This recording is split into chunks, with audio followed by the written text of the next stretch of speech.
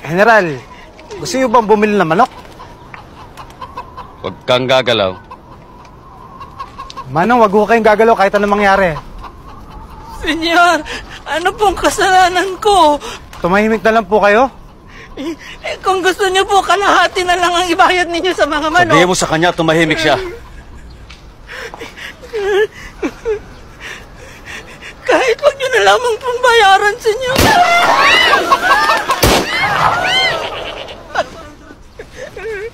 Yan ang gagawin ko sa mga traidor at hindi ako magdadalawang isip. Walang nakaangat sa batas, kahit na presidente. General, baka may makadinig. Eh di makinig sila.